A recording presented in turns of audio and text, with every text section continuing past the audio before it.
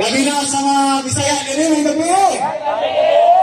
Magandang gabi sa mga Tagalog. And of course, magandang umaga, tanghali, at magandang hapon sa mga kalubayan nating mga OFW sa buong mundo na kasama ko for almost 16 years.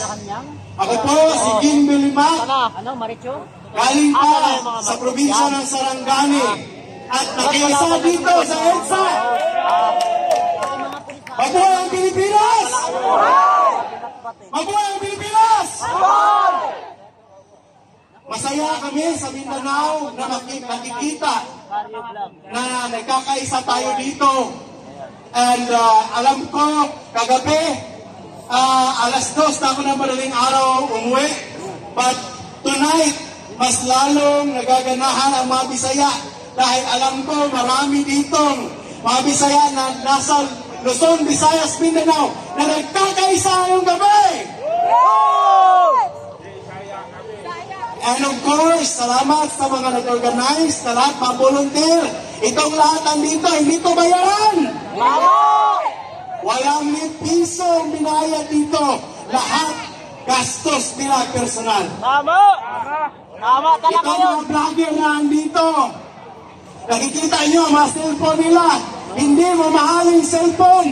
Andito sila dahil gusto nila mag-vlog at malaman ang buong Pilipinas na hindi nakakarinig sa mainstream media at sa vlogging nila, sa SOCMED. Narinig nila ang totoong pangyayari ngayon dito sa EDSA. Tama talaga yun. Mga kababayan, masayang-masaya ako na ngayon, kaparte tayo ngayon sa isang history na naman na darating sa ating bansa. History ng pagbabago. Tunay na pagbabago. Dahil alam naman natin na may dalawang promise noong eleksyon. Alam ko, lagi natin naririnig yung nabudol tayo. Ako mismo, kasama ako ng ating Vice Presidente, si Kuya Ben, at ang buong partido ng IPM, mali natin ang Pilipinas, Sarah All For You.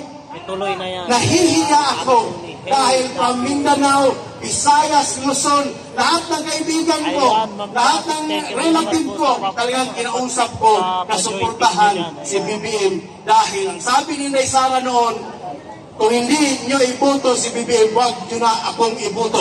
Ayan, thank you very much, ma'am. Pero, nasaktan ako dahil sa ganitong pangyayari ngayon. Wala pa sinabi sa mga viewers ko eh. Kaya ako, mga solid talagang nag-effort na pumunta dito sa Manila para ipakita ko at magipagdamay ako sa inyo na mga taga Luzon, taga Visayas. Talagang sinagad na. At alam ko, hindi pa huli ang lahat. Nasa kalagitnaan pa tayo ng administrasyon. Alam ko, marami pang mangyayari sa darating na araw. Masaya ako sa mga kasama ko dito sa hapag na mga vlogger na talagang personal lang talaga na nag-news kung ano ang nangyayari sa ating bayan. Labas. Pero ulitin ko, may dalawang probinsya akong dala noon sa kampanya. Ang sinasabi ay, ngayon, lumabas kayo. sinabi ni BBM Sara, pahalin natin ang Pilipinas at ang promise naman ni BBM ay pagbangon tayo muli. Ay, tanong ko sa inyo, bumangon ba kayo? Bumangon mali! Hindi nyo napansin Bumangon yung mga ulit. na before nanalo si BBM, yung 1,000 pesos natin, marami tayong mabili. Ngayon, nasa harap tayo ng Robinson. Magdala ka ng 1,000. Kahit rose lang. Pumunta ka sa grocery. Kahit rose lang po. O dyan lang sa Q-Mart. Pakita ko lang yung mga... Anong madala mo sa 1,000? Kahit rose lang. Mafe-feel mo dyan kung ano ng klaseng ekonomiya ang ating dinadaranas ngayon. Pasensya na kay Bisaya yun ako. Why exercise itong nila? Sige lang. So, ang sinasabi ko, Ayan na. kung si VP Inday Sara ay nagpatuloy pa rin ang kanyang ginagawa na sinasabi niyang pangako, mahalin natin ang Pilipinas. Ngayon, nangyaring ganyan ang buhay niya dahil minahal talaga niya ang Pilipinas. Minahal talaga niya tayong mga Pilipino. Hindi lang sa 32 million, kundi lahat ng Pilipino. Bumoto man sa kanya, may yellow man yan, ma-orange man yan, ma-blue man yan, may unity man yan, mahal ni VP Inday Sara dahil ang kampanya niya ay mahalin natin ang Pilipinas. So, hindi nakakahiya tayo ngayon, nasabi na nakakahiya na tayong mga nasa kay VP Inday Sara na naniniwala dahil andito pa rin tayo nag-vigil, andito pa rin tayo nakikiisa, andito na tayo na wala tayong pagkain. Andito na tayo dahil wala nang masyadong tubig. Pero sabi namin, kahit mga mahirap ang kasama ko, willing kaming mag-contribute para ituloy ang araw-araw na pagsasama-sama natin dito sa EDSA. Kami taga Mindanao, iniwan namin ang Mindanao dahil alam namin kailangan kami dito ninyo. At kami ang mag-represent sa Mindanao. Masakit sa akin dahil sa PBM Sara na yan na tandem, marami akong mga kaibigan na ni-unfriend ako sa Facebook. Marami akong mga pinsan na inaway ako until hindi pa rin ako kinakausap dahil sa PBM Sara na yan. Alam ko, hindi lang ako naka-experience yan. Kayo din, no? Totoo lang. Kaya, hindi tayo nakakahiya. Sila ang dapat mahiya sa atin. At sila ay hindi kawalan naman din natin sila. Mga kababayan ko, ayaw ko namang sobrang taasan dahil alam mo naman, kaya kong tumayo dito kahit buong gabi na ikwento ko ang buong pangyayari ng eleksyon until ngayon. But, ang gusto ko lang iparinig sa mga kababayan ko dito na taos-puso kami galing sa Mindanao, mainit namin dinadala ang greetings namin from Region 12, Region 11, 10, Caraga, Farm, mga kababayan akong mga Moro. Assalamualaikum warahmatullahi ta'ala wabarakatuh. Bismillahirrahmanirrahim. I am so proud of you dahil kayo ang dapat manguna rin dito. Ang tribo ay tinatawag ko rin. Hindi tayo nag-iisa. Hindi kayo nag-iisa. Maraming nakikinig ngayon sa social media, hindi sa mainstream, dahil sinungaling yung mainstream halos ngayon. Ngayon, maraming taga Mindanao, maraming taga Bundok na nakikinig sa radyo, nakikinig dyan sa blog ninyo, sa YouTube, sa Facebook. Mas naniniwala sila sa inyo ngayon, sabihin ko sa inyo mga vlogger, kaysa sa mainstream media. Kaya ngayon, I am so proud sa inyong mga vlogger na kayo ang bagong hero ngayon sa social media and even sa malayang pamamahayan. Mga kababayan ko, sabihin ko sa inyo, habang merong tao dito na mamamalagi tagagabi, hindi ako magsasawang samahan ko kayo gabi-gabi dito sa EDSA. Mabuhay ang Pilipinas! Mabuhay! Mabuhay ang watawat ng Pilipinas! Mabuhay! Mabuhay ang ating pinaglalaban! Mabuhay! Mabuhay ang Duterte! Mabuhay! Salamat! And God bless us all! Duterte! Duterte! Duterte! Duterte! Duterte! Duterte! Duterte! God bless, God bless. Pasensya na lang po kung nandito yung mga pangalan na mga pag-aari at ang palusros ng mga media. Andito tayo Hindi ha. kayo namin Maing gabi kayo. dahil nagtatrabaho lang kayo sa kanya. Pero dapat malaman ng taong bayan na ngayon lang nangyari na ganito isang tao na nagkimkim ng pera. Yes guys, wala na tayong maasahan kasi yung Manila Times pag-aari na ni Tamba. ABS-CBN 51% shares ni Tamba. Tapos binibili niya ngayon yung TV5. He owns Journal Group of Publications, People's Today. He owns PCMC. His sister-in-law owns Philippine Daily Inquirer. He owns 51% of ABS-CBN radio broadcast, negotiating the buyout of TV5 radio broadcast. Saan ba kumuha si Martin Romualdez ng pera na ibili nitong mga mainstream media? Saan siya kumuha ng pera? Siya ng Sarangani na kasama ninyo noon na nakikita nyo sa likod ni Bibian Sara since the campaign until ngayon. So, mapapansin siguro ninyo na biglang lumabas ako dahil nakita ko na nagkakaisa alisin natin at nasasaktan ako na hindi ko pinagdaan na nagsama tayo ng marami rin siyang kumpanya sa Mina kung na-fail man that tayo destroys our sa ating environment. mga promises noong election dahil hindi nagkakatotoo. Kaya sabihin natin, Ngayon, chance tayo na baguhin, tamain, huwag na kayong magnakaw dahil pang pagkaupo, tulad pag ng pinaupo, bigas. pag ang maupo, si Inday Sara Duterte, patay kayong lahat magnanakaw. Ang sinabi nila, kayo isa sa ni promise talaga, President Inday Sara Duterte. Pinuto si BBM. Kaya matakot na kayo. Pag manalo daw si BBM, ngayon, ipaperform natin, yung may ginto perform natin. daw, makuha na daw Ay, natin. nice. Nagpapasalamat lang po nakita ako niya noon. na Ang daming mga mahihirap na mga kababayan natin na naniwala niyan. UK.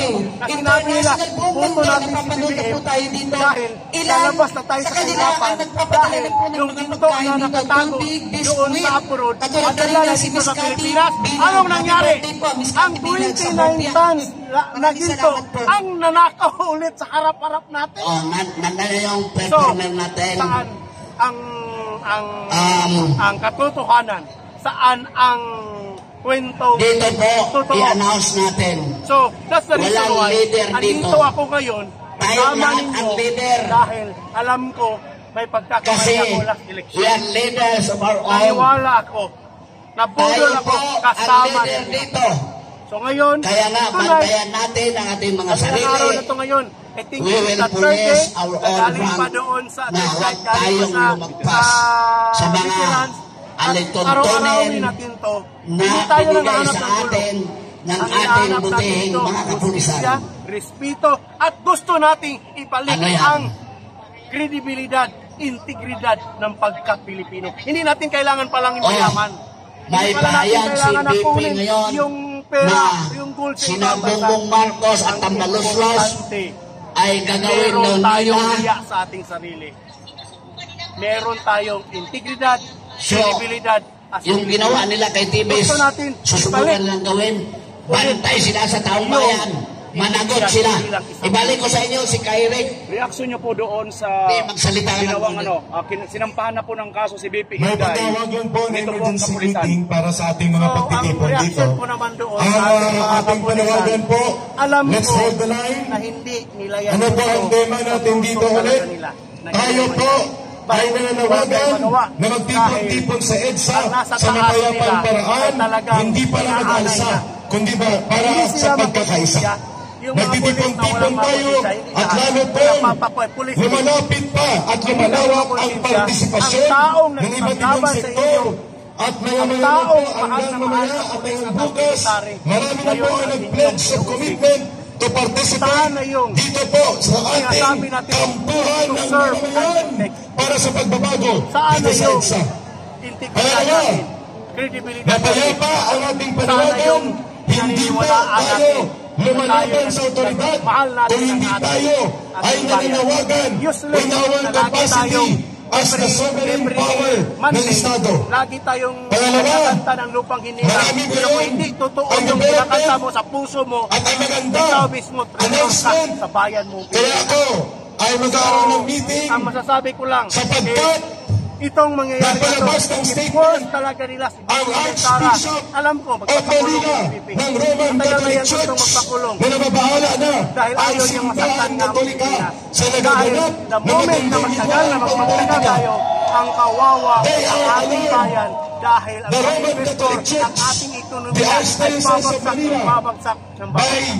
Pero ano the ang paraan? declaration today, Ang paraan lang ay itong ginagawa natin. Vincula, This is the the only Roman way Catholic Church na gagawin natin is para now mapakinggan tayo, observing marinig ng kung buong paano Pilipinas kung ano ang pangyayari. manapintuhan ng tututodo Ito ang mamamayang Pilipino maliliit na mga sa vlogger gitna na ng mga may krisis totoong at pagmamahal daluyong sa bayan. ng iba't Tayo, ibang para sa akin, kalamidad tayo ay inuuna pa ng liderato ng gobyerno, lalo na sa side ngayon ni Marcos, ang mga maruruming laro sa politika.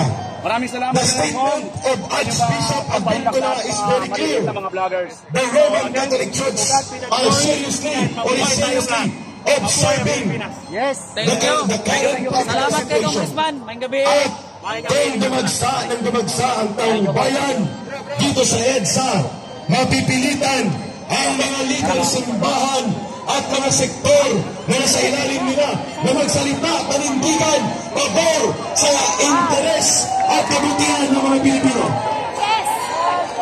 Ano pa ang inaantay ng ibang sektor? Lalo na po sa Armed Forces of the Philippines, magsalita kayo. We don't call you to do mutiny or kodita. We are calling for you na huwag niyong tapakan ng mikropono at ngayon ay nagpipita.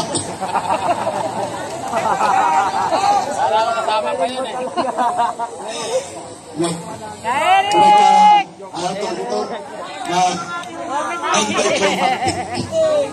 Okay, tapusin ko lang muna.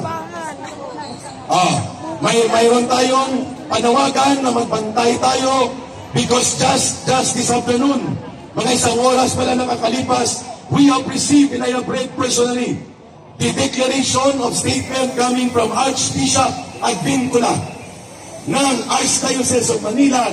Ulitin ko, the Roman Catholic Church leadership, they are now in serious observation sa seryosong nagaganap na mga hidwaang politika at kanilang kino-call out ang atensyon ng liderato ng gobyerno na unahin, na resolbahin ang krisis na kinakaharap ng mamamayan, hindi ang mga maruruming laro sa politikang ito na nagaganap. At sa bahagi natin, walang ibang pasimuno ng ganitong maruming kaguluhan sa politika kung hindi ang pagpapabaya at ang inutil na pangungunsinte ni Marcos sa abusado at maruming laro sa politika ng kanyang pinsan na si Martin Romualdez na sobrang ambisyoso at hindi na makapag-antay ng 2028.